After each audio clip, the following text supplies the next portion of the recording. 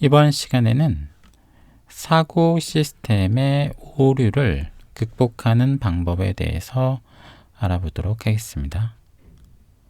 두 가지로 분류를 할 수 있습니다.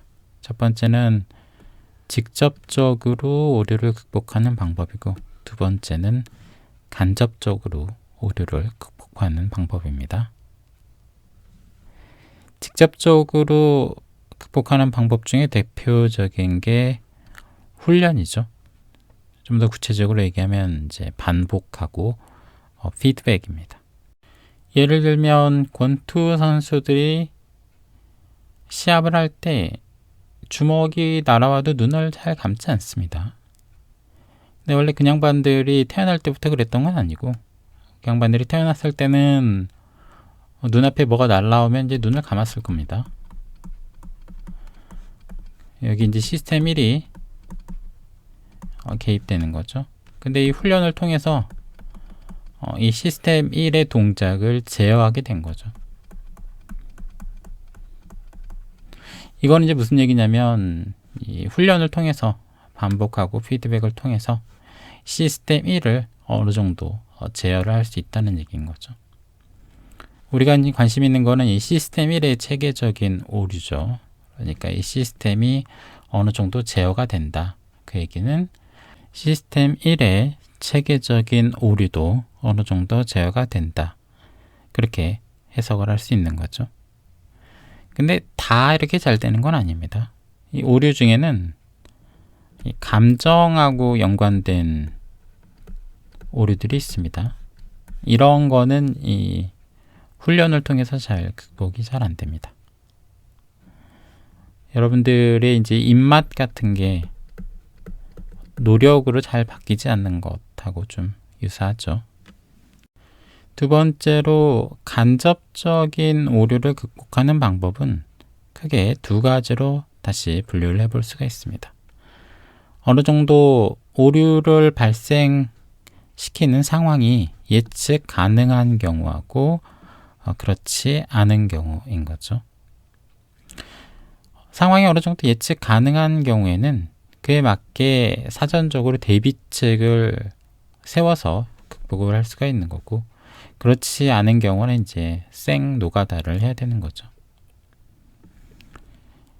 어느 정도 예측이 가능한 경우에 주로 사용하는 게 어떤 프로세스 같은 걸 마련을 해 놓는 겁니다. 이 프로세스를 마련한다는 거는 인간의 판단을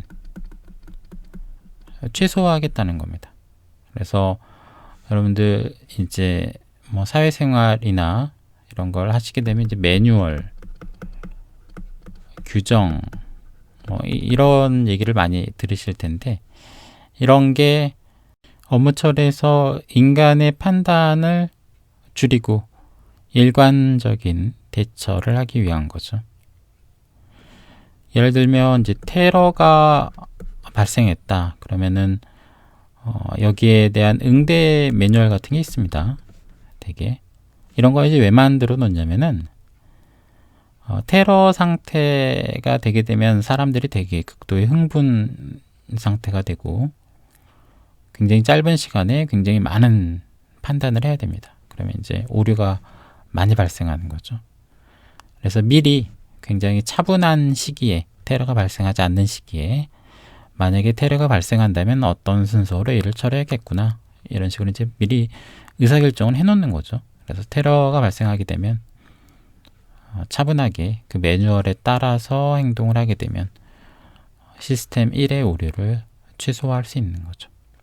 다음으로는 어떤 결과를 예상한 다음에 네가 그럴 줄 알았어. 그 다음에 이제 미리 조치를 해놓는 거죠.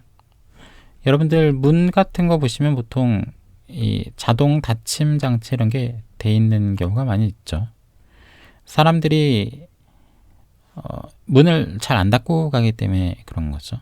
사실 문을 잘 안 닫는 것도 시스템 1의 오류로 볼 수 있습니다.